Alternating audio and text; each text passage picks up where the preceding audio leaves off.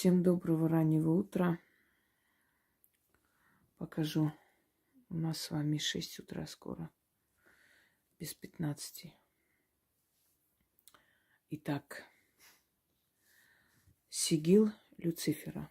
Как и обещала вам, есть еще время его изготовить.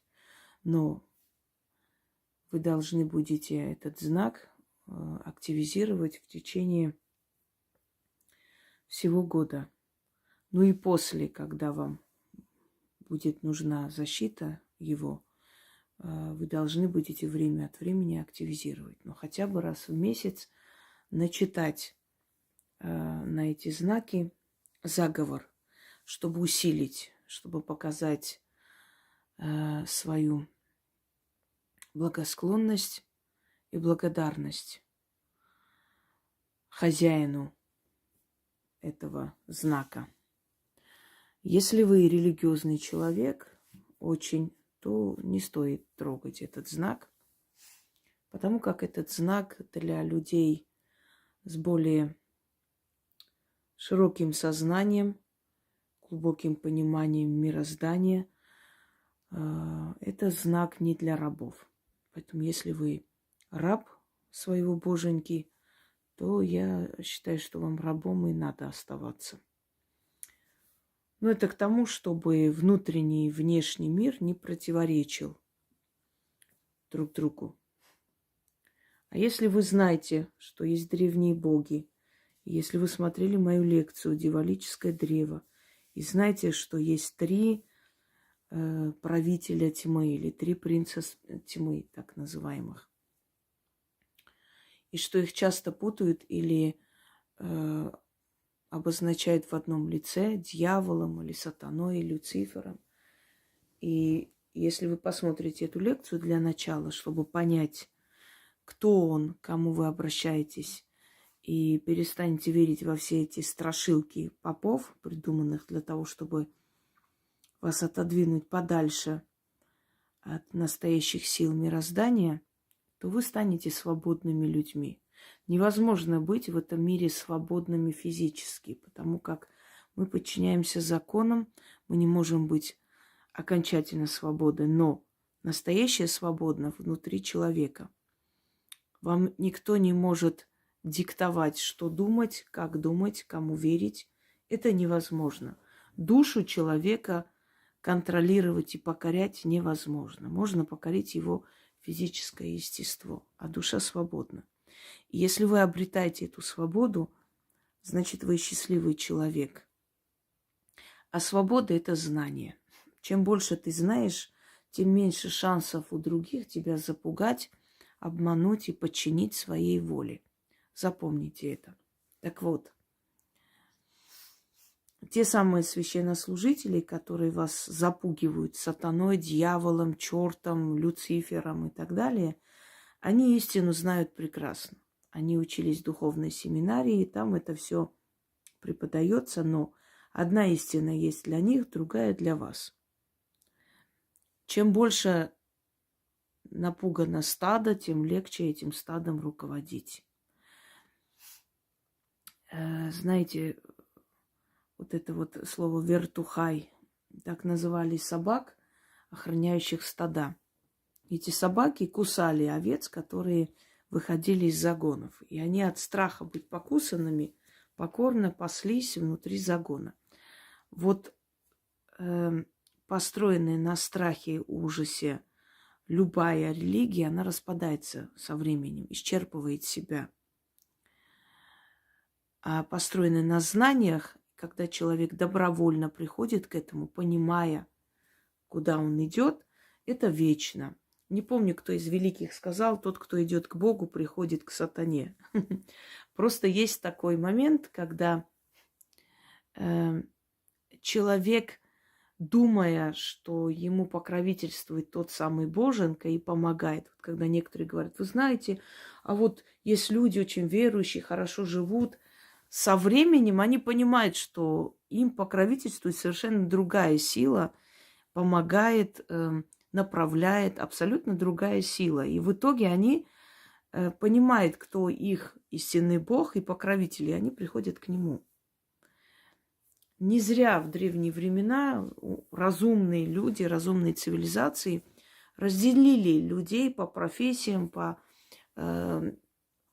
призваниям, и каждому из них объяснили, какой Бог их покровитель.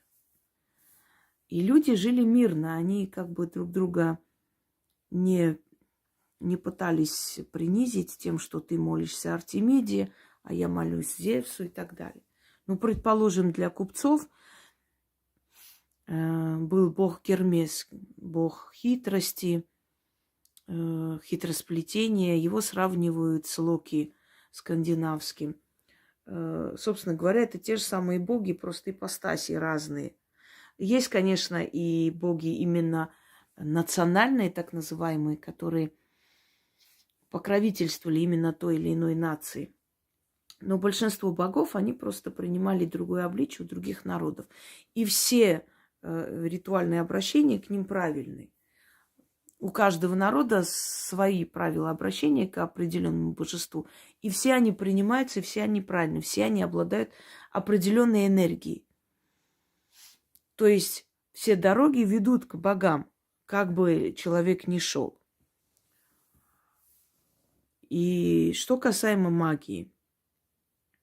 Друзья мои, люди, которые знали секрет, тайну, люди, которым передавались из поколения в поколение секреты бытовой магии, не обязательно, чтобы они занимались этим профессионально, но бабушка, там, дедушка, еще кто-то из старших, вот говорила им, что вот надо вот так делать, и эдак. В молодости они, может, воспринимали так с насмешкой, даже очень ярые коммунисты, которые изучали научный атеизм, да, как можно доказывать то, чего ты не знаешь и не видишь, это абсурд. Ну, было такое время. Даже такие люди рано или поздно приходили к тому, что их старшие в доме были мудрые и начинали применять всю эту технику и приходили к выводу, что они лучше других живут. А потом, понимая, что это работает, они говорили об этом молодым. И молодые точно так же, как и они сами в свое время, принимали это с иронией. Но проходило время, и они убеждались в том, что да, все вокруг рушится, войны, экономические кризисы, чего только не происходит. А у нас вроде все хорошо. Мы как в нашем доме, как оазис спокойствия, благополучия. И вот так из поколения в поколение мудрые люди учат молодежь. Молодежь сначала получает оплеухи от жизни, а потом начинает мудреть и прислушиваться, и начинает применять это в своей жизни.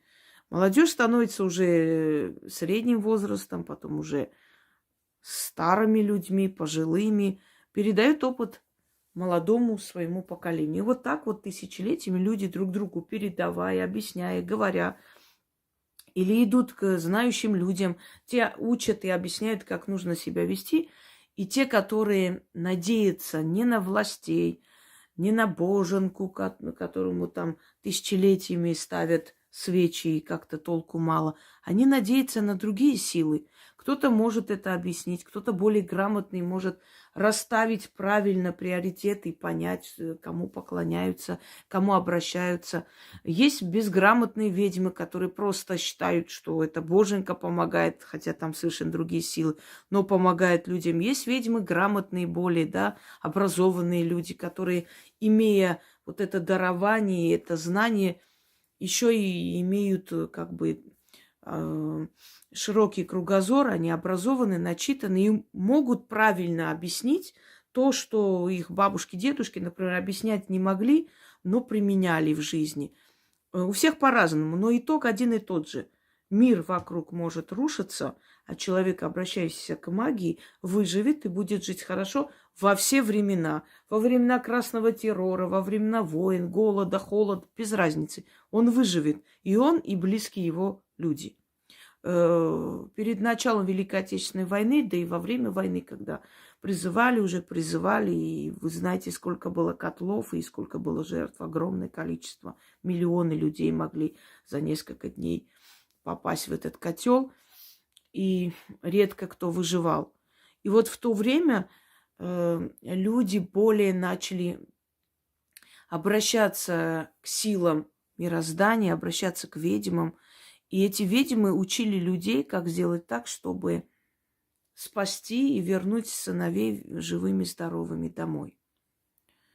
И все, кто применял эти знания, все возвращались домой. Пускай раненые, пускай там где-то контуженные, неважно, но они живые возвращались домой.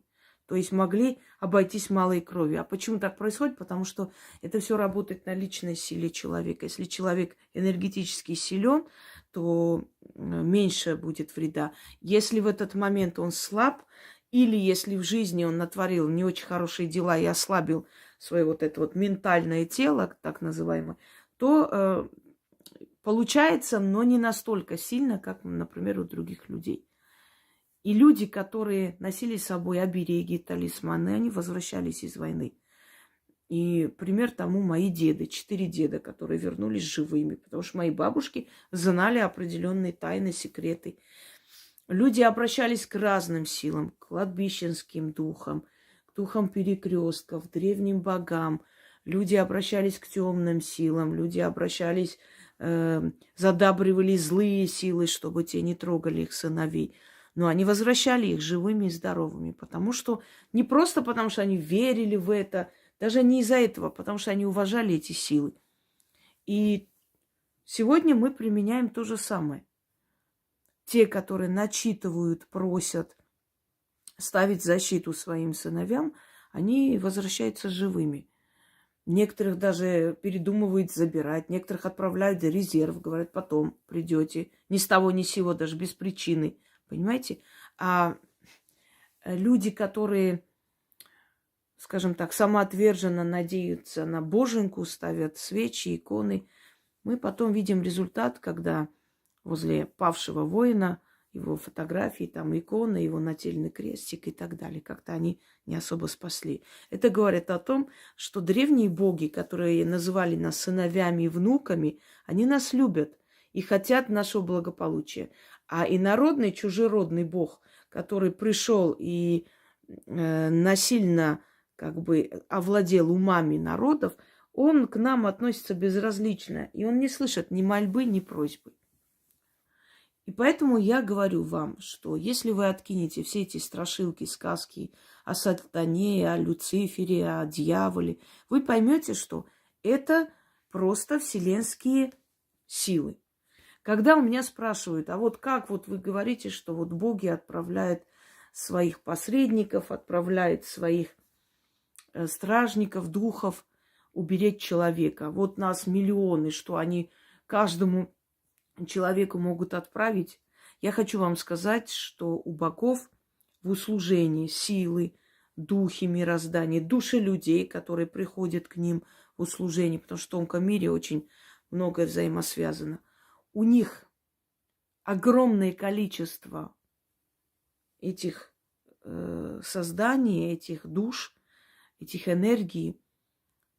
И у каждого божества, даже средней силы, да, не самых могущественных и верховных богов, даже у самого среднего божества этих стражников в услужении больше, чем население нашей земли. Поэтому уж будьте спокойны, они найдут, кого отправить к вам и как вас защитить. Итак, год Люцифера, 2023. Откройте, посмотрите предсказание 2023, ведьмина изба, чтобы я не повторялась.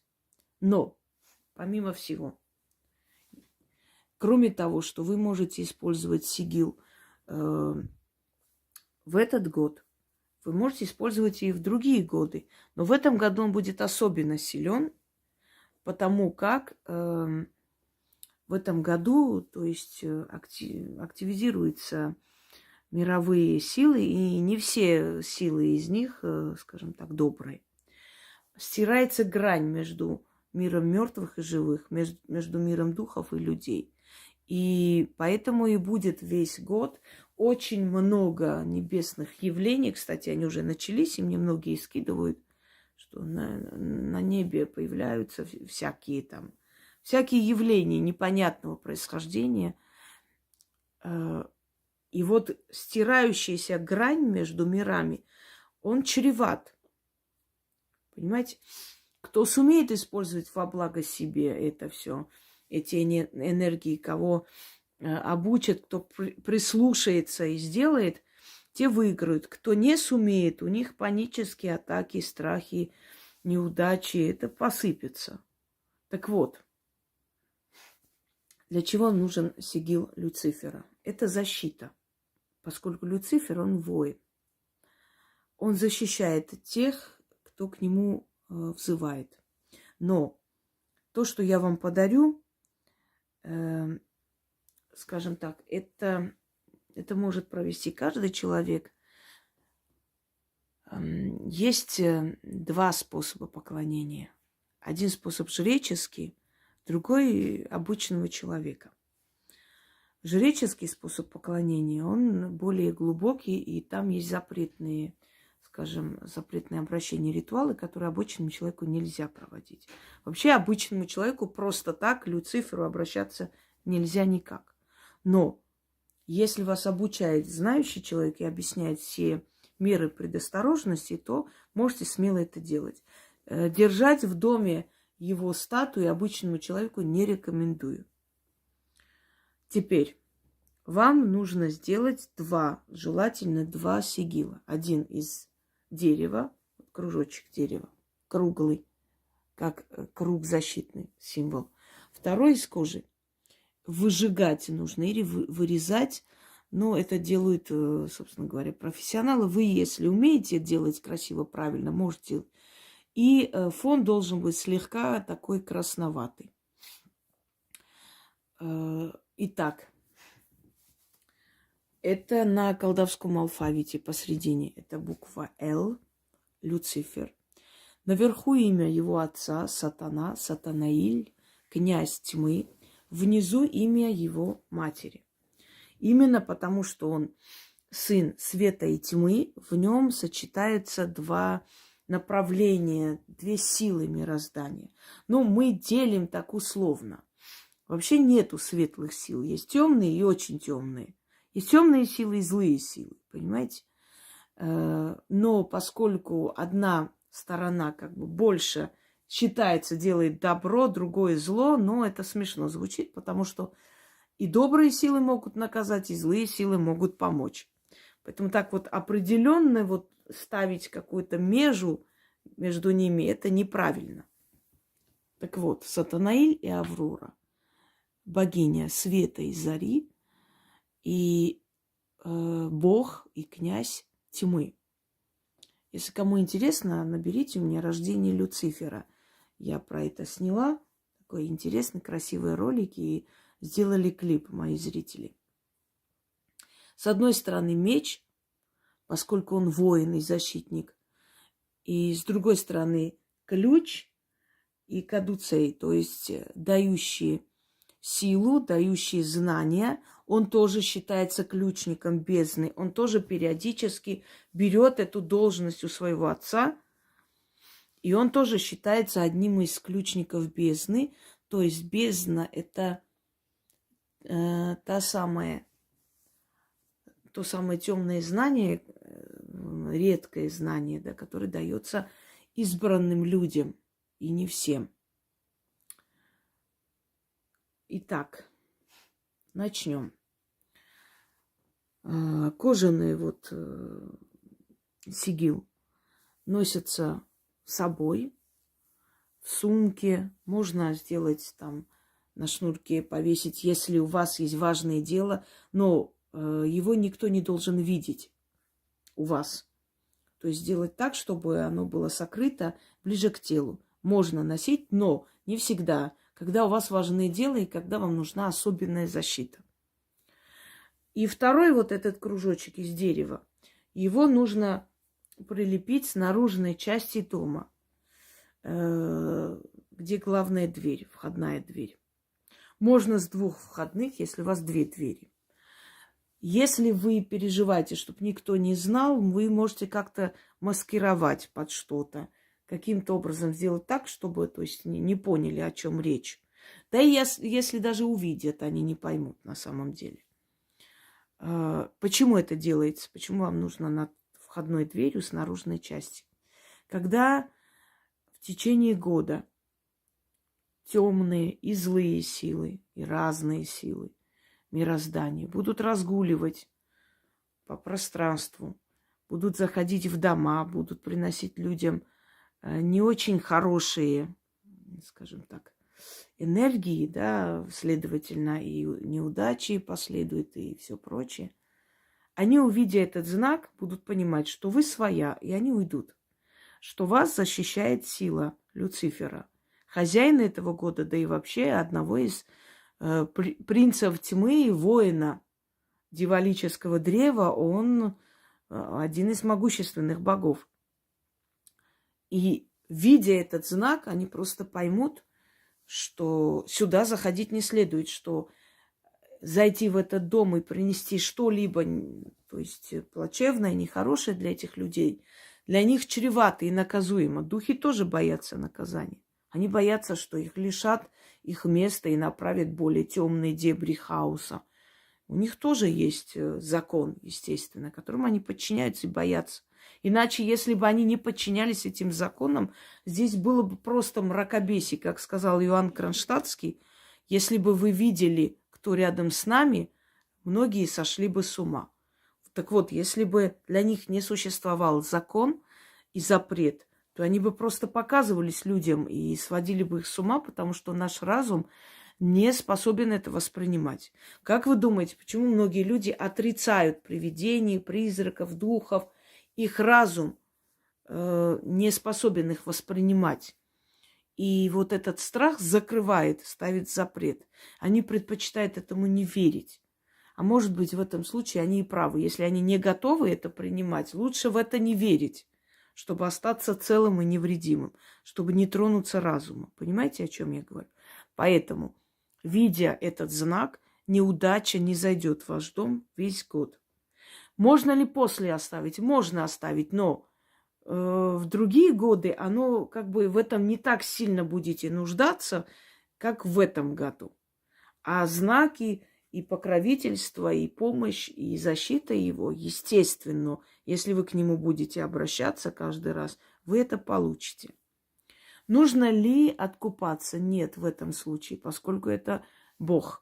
Это один из могущественных богов. Нет, есть боги, которые любят откупы, благовония. Он это не любит, он воин, он мужественный, он слишком брутальный для таких вещей. Ему это не нужно. Ему нужно просто благодарность и, то есть, уважение и признательность. Этого достаточно. И еще раз повторяюсь, те люди, которые верят в поповские сказки, пока вы не изучите, не поймете, не нужно его трогать. Потому что ваш внутренний страх будет мешать вам получать эту помощь. Вы получите, но отчасти, не в той мере, в которой могли бы получить. Для начала изучите это. Бояться того, что не понимают, что не изучено. Я прочитаю вам заговор, который будет активизировать сигилы. Время от времени подходите к своим дверям и начитывайте, активизируя сигил, который будет охранять ваше жилище. Те люди, у которых нет семьи, в этом заговоре сказано о семье, неважно, вы произносите так, как здесь написано. Они разберутся там, как и каким образом вас защитить, и кого, и как. Второе. Из кожаной, то есть кожи сделанный сигил. Кожаный сигил, хотел сказать. Активизируйте время от времени. Но особенно тогда, когда вам нужна особая защита. Ну, например, в дорогу собираетесь, какое-то предчувствие, или просто хотите защитить. Можно ли этот сигил дать своим сыновьям, знаете куда, да, где? Можно. Но только в том случае, если он не смеется над этим и не говорит, что это ерунда.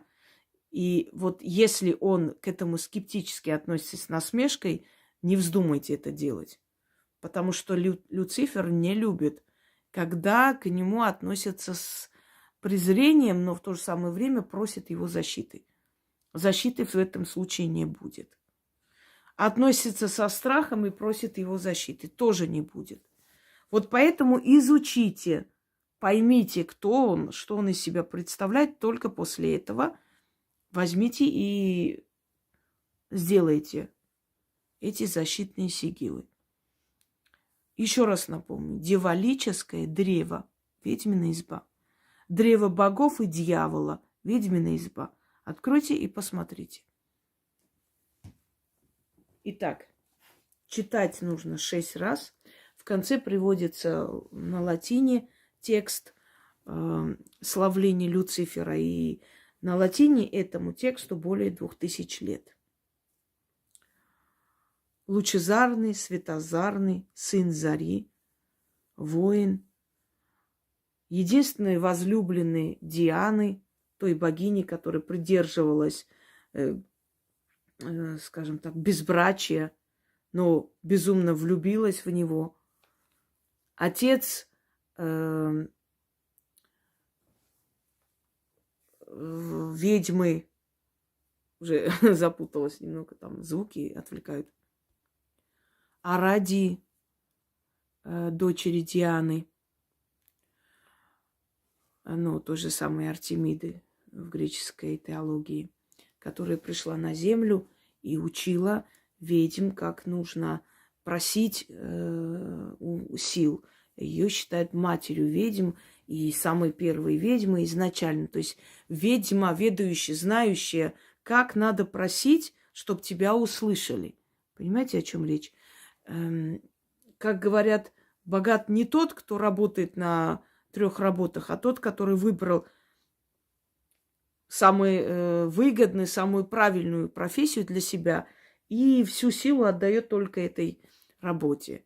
Вот о чем речь. То же самое, ведьмы – это не те, которые по инструкции читают Таро, а те, которые одарены от богов, которые пришли оттуда, которым дано знать, что хотят боги.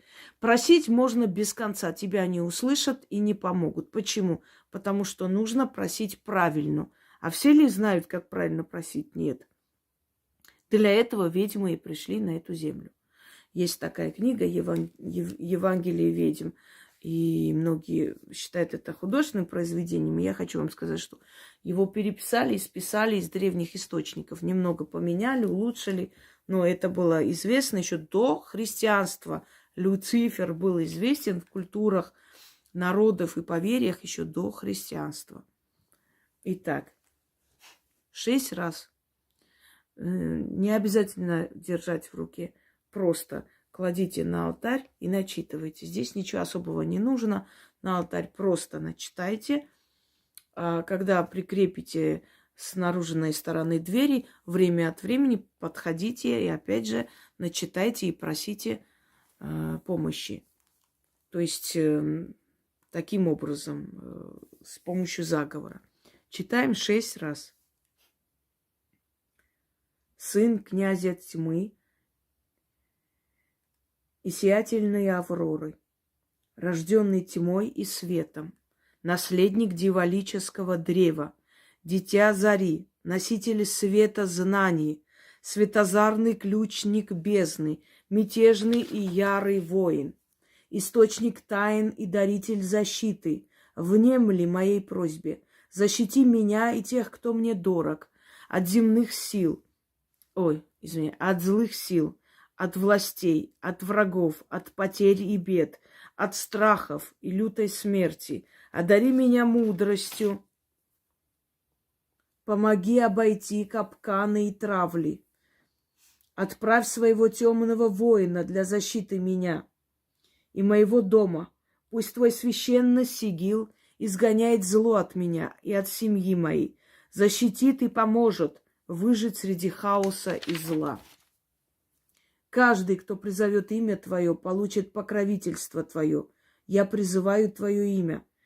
Я благословляю Твое имя, древо темное Твое, и родивших Тебя славлю и благословляю. И прошу Тебя и заклинаю.